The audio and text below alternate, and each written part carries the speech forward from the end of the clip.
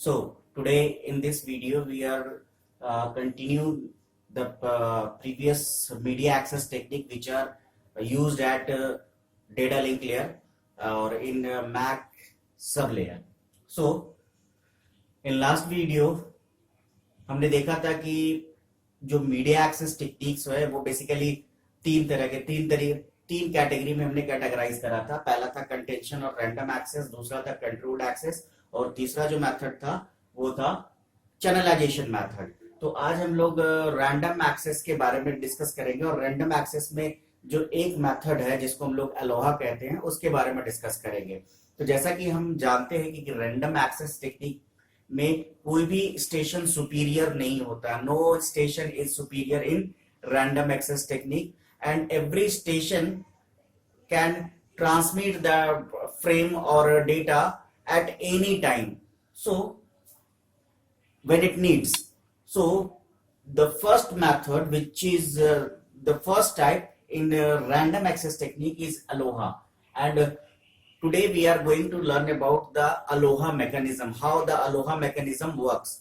So first of all, when we talk about Aloha, then this exactly random access method, and this is the earliest random access method, and this method is developed at University of Hawaii in early 1970s. And this Aloha method is originally or basically developed for radio lanes, but it can be used in a different shared medium. जहाँ पे shared medium का concept हो वहां पे इस method को इस्तेमाल किया जाता था। लेकिन जो सबसे बड़ी बात होती है रैंडम एक्सेस के साथ, यानी रैंडम एक्सेस की कोई भी प्रोटोकॉल अगर हम यूज करते हैं तो वहां पे कॉलिजन की जो पोटेंशियल है वो बहुत ज्यादा होती है, वहां पे बहुत ज्यादा चांसेस है कि कॉलिजन होगा। तो यहाँ पे भी अलोहा में भी पोटेंशियल कॉलिजन था, क्योंकि ये अरेंजमेंट ही कुछ ऐसा है जिसकी वजह से कॉलिजन या दो फ्रेम्स या डेटा, दो पैकेट्स के बीच में कॉलिजन पॉसिबल होगा। तो बेसिकली यहाँ पे जब हम लोग अलोहा की बात करते हैं तो अलोहा दो फ्लेवर में रिलीज किया गया। The first flavour is known as pure ALOHA, that is called P ALOHA, and the other flavour is known as slotted ALOHA. And this slotted ALOHA basically introduced to overcome some deficiency which is in pure Aloha or P Aloha. To avoid that deficiency, slotted Aloha is introduced, or to basically improve the efficiency of Aloha mechanism, slotted Aloha mechanism is released. So let's just talk about what is pure Aloha. So in pure Aloha method, what happens? Each and every station sends frames on the network, and the condition is that जब वो frame sender भेजेगा and the receiver receives the frame, receiver sends the acknowledgement to the sender. So condition यहाँ पे ये है कि जब किसी सेंडर ने एक स्टेशन, सेंडर स्टेशन ने एक फ्रेम को फॉरवर्ड किया और वो जब रिसीवर को मिलता है तो रिसीवर उस फ्रेम को एक्सेप्ट करने के बाद उसके करस्पॉन्डिंग एक एक्नॉलेजमेंट प्रोवाइड करेगा। लेकिन यहाँ पे दिक्कत क्या होती है, क्योंकि ये कंटेंशन मेथड है यानी रैंडम मेथड है, इसकी वजह से हर स्टेशन इंडिपेंडेंट है फ्रेम्स को कभी भी नेटवर्क पे सेंड करने के लिए, मीडिया पे सेंड करने के लिए वो फ्री है और इंडिपेंडेंट है। तो जैसा कि आप इस फिगर में देख पा रहे होंगे कि यहाँ पे हमारे पास 4 स्टेशन है और हर स्टेशन ने दो फ्रेम क्या किए हैं, ट्रांसमिट किए हैं। हर स्टेशन दो फ्रेम, मतलब टोटली हमारे पास यहाँ पे 8 फ्रेम्स थे जिसको हमने मीडिया पे सेंड किया। लेकिन यहाँ पे आप देख पा रहे होंगे कि फ्रेम जो है 1.1 और फ्रेम 3.2 ही पहुंच पाया है, बाकी के फ्रेम्स कोलाइड कर गए हैं। क्यों कोलाइड कर गए? क्योंकि सर्टेन किसी भी एक टाइम फ्रेम पे 2 फ्रेम एक ही साथ एक ही टाइम पीरियड पे आ रहे हैं, जिसकी वजह से इनके बीच में कॉलिजन हो रहा है। और जब कॉलिजन होगा तो वो सारे के सारे फ्रेम डिस्कार्ड कर दिए जाएंगे, और डिस्कार्ड करने के बाद क्या होगा, उस फ्रेम को दोबारा स्टेशन क्या करेगा, सेंड करेगा। इसका मतलब यहाँ पे ये है कि दो चीजें हैं। पहला है कि अगर फ्रेम को सेंड किया गया और फ्रेम पहुंचा नहीं है, यानी पहुंचा नहीं है तो उसका एक्नॉलेजमेंट नहीं भेजा जाएगा, और जब एक्नॉलेजमेंट नहीं भेजा जाएगा तो उस फ्रेम को दोबारा भेजा जाएगा। तो कब भेजा जाएगा दोबारा, तो उसके लिए है एक टाइम पीरियड फिक्स होता है। अगर टाइम आउट हो चुका है और उस टाइम तक एक्नॉलेजमेंट नहीं आया है तो उस फ्रेम को क्या किया जाएगा, वापस दोबारा सेंड कर दिया जाएगा। तो ये जो मेथड है, इस मेथड को हम लोग कहते हैं प्योर अलोहा मेथड, जहां पे कि इसकी इफिशियंसी अगर देखी जाए तो कहते हैं कि the efficiency of pure Aloha method is only 18%।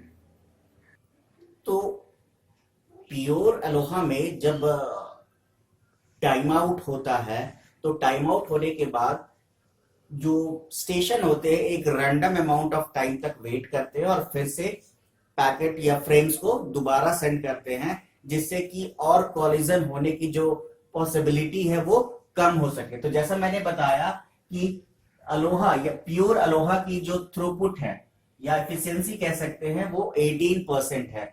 यानी यहाँ पे मैक्सिमम टाइम पे हो क्या रहा है कि जो फ्रेम्स फॉरवर्ड किए जा रहे हैं वो ड्यू टू कॉलिजन वो डिस्कार्ड हो जा रहे हैं। तो इस इफिशियंसी को इंप्रूव करने के लिए जो मैक्सिमम नंबर्स ऑफ फ्रेम जो डिस्कार्ड हो रहे हैं या कोलिजन की वजह से डिस्ट्रॉय हो जा रहे हैं, इसको कम करने के लिए एक प्योर अलोहा मेथड में एक छोटा सा चेंज लाया गया, एक छोटी सी तब्दीली की गई और इसकी इफिशियंसी को या इसके थ्रूपुट को क्या किया गया, इंक्रीज किया गया।